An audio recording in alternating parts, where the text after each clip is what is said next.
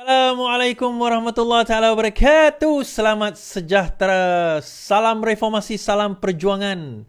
Salam pasik, salam kekal tegang kepada geng-geng yang berada di menonton saya dan mengintai saya daripada jauh. Kan, yang tak masuk dalam ni mungkin mengintai daripada jauh. Tolong share tuan-tuan. 830 orang mata memandang, 2-3 orang je share. Kesian saya. Share dalam Facebook ke, dalam TikTok ke, dalam WhatsApp ke, dalam apa saja aplikasi, tolong share tuan-tuan. Tak salah, tak rugi, tak ada orang kata makan modal, orang kata kan, tak perlu keluar modal, tak perlu keluar duit nak share live kita ni. Tuan-tuan juga boleh tap kan, klik button love, button like, button apa semua tu button yang ada dekat ni. Bila kita klik, kita like, itu kaedah untuk kita nak bagi tahu bahawa live itu aktif. Sebenarnya.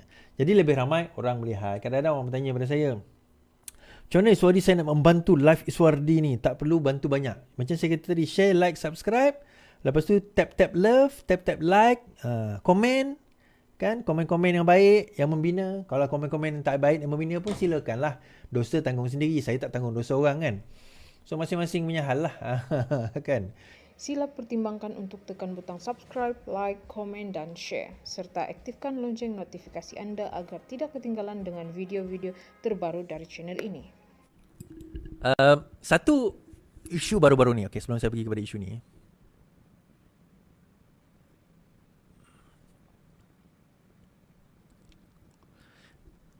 Timbul isu SST baru ni.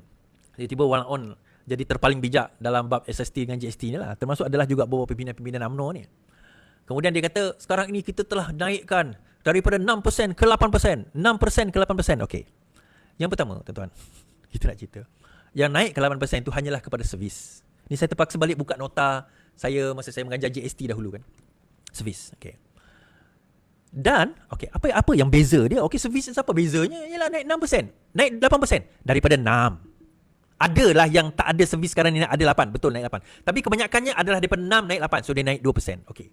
Satu lagi yang kita tak faham tuan-tuan adalah dia ada dua jenis tax. Satu sales tax, satu service tax. Apa beza dia is? Dan inilah point saya gunakan dulu. Antara sebab kenapa saya melawan GST pada waktu itu, saya guna point ini. Poinnya apa? Untuk sales tax, prinsip dia begini.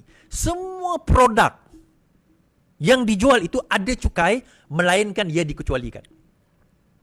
Tetapi di dalam service tax, semua servis tidak ada cukai, melainkan dicukaikan. So, dia dua benda yang berbeza. So, kalau tuan-tuan tengok sendiri di dalam sales tax, Akta Service Tax 2018, dia asalnya service tax, di amendment 2016. Di dalam, before that, dia menyatakan bahawa service tax, bukan semua perkara itu diserviskan. Perkara diserviskan ini disenaraikan. Ada perkara diserviskan tetapi bukan semua. Dan kalau tuan-tuan bayar 10% service tax dekat restoran itu, dia ada satu service tax yang 6% tu, dia ada satu lagi 10% service. Yang tu adalah lain, yang tu lain. Yang tu bukan yang service tax yang kita ni. Yang itu memang dah ada sekian lama. Dan biasanya untuk restoran-restoran mewah. Okay, now saya balik nak baca apa yang Fuad kata ni.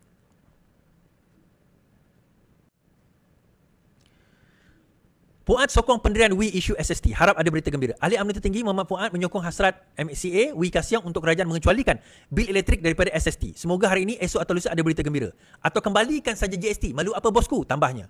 Merujuk pada cukai yang diperkenalkan oleh Najib Razak.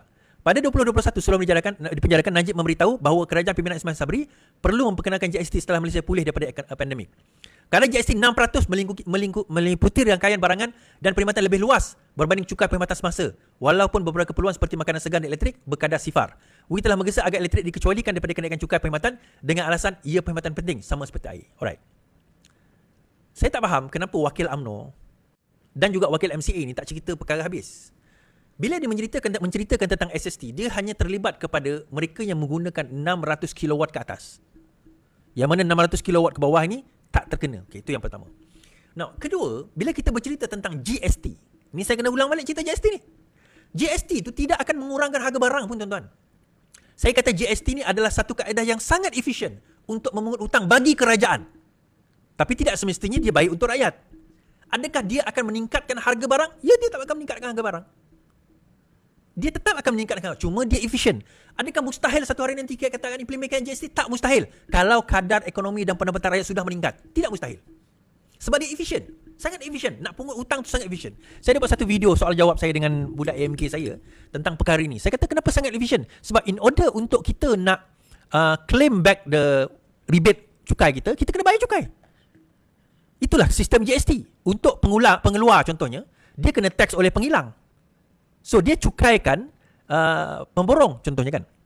So supplier bahan-bahan mentah dia dah taxkan dia, dah kena bagi GST pada dia. So dia penghilang. Penghilang ni kena tax 6%. So dia nak taxkan dia punya pemborong ataupun orang yang pengedar tu, orang mengedarkan.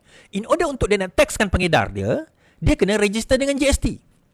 Bila once dia dah register dengan GST, dia dah ada sistem dengan GST, the moment dia kena cukai oleh penghilang dia, the moment itu akan trigger sistem GST, dia kena bayar GST kepada kerajaan. Tak boleh nak sembunyi tuan-tuan, tak boleh nak sembunyi. Sebab itu sangat efisien. Untuk dia nak claim back, dia kena bayar. Sangat efisien. Tak boleh nak lari sistem GST ni. Tetapi setiap layer tu dia akan kena GST. Whereas sekarang ini SST ni pada satu layer je. Servis pada air. Adakah tax will always be tax lah. Kita akan kena bayar ekstra pun. Itu yang berlaku. So bila Puan dan juga Wee Ka Siong kata tax pada elektrik, kenapa tak berlaku adil? Kenapa tak ceritakan perkara yang sebenar? Saya rasa dia orang ni duduk di kursi kerajaan. Kan? Duduk di kursi kerajaan tetapi tak menceritakan full truth. Pematang putih dia kata half truth is whole lie lah. So saya tak faham lah Fuad Zakarishi ni. Tapi tak apalah, dia nak main sentimen macam tu, kita main lah. Kita main lah sentimen tersebut kan. Kalau betul-betul dia nak main sentimen itu, kita main lah. Cuma lepas ni jangan pergi tegur saya lagi kalau apa yang saya cakap ni berlaku sebagaimananya. Jadi saya kata, kalau balik pun kepada GST, katalah kita implement GST at 6% katakan. 6% tu kan bukan lebih rendah daripada 8% is. Ya, kita kata 6% rendah daripada 8%. Even pada zaman dahulu pun, sales tax 10% tuan-tuan. Tapi kenapa kita kata bahawa GST tu tak lebih tinggi daripada 10% tu? Sebab GST dia akan charge layered. SST, Sales and Service Tax, dia charge one layer. Yang lain tu dia charge layered. Dan untuk nak dapat balik cost yang nak rebate itu, dia bukan hari ni kita charge, esok dapat balik. Tak. It will take time. And itu pun cost kepada pengeluar-pengeluar penghilang-penghilang. Kalau 6% tu 20 sen tak apa. Dia orang penghilang ni, they will require them kadang-kadang thousands, hundreds of thousands, million in terms of tax alone. Untuk dia nak rebate balik. Saya ada kawan dulu kan, sampai tutup company dia. Sebab pada masa itu implement GST. Dia nak claim balik tu, ambil masa. Dan akhirnya company dia ditutup sebab dia tak boleh nak roll duit dia. Nak tunggu balik duit GST tu, dia tak mampu. So dia tak bayar duit GST, dia tak bayar duit dia punya supplier, akhirnya dia kena gulung tikar, dia apa orang kata, di bankruptkan. Sekarang dia dah bankrupt lah. Kesian dia lah. Pindah bacuannya. Kita tak nak kata banyak. Pada masa itu GST dilaksanakan. I think 2014-15 masa itulah. Okay, habis kita cerita tentang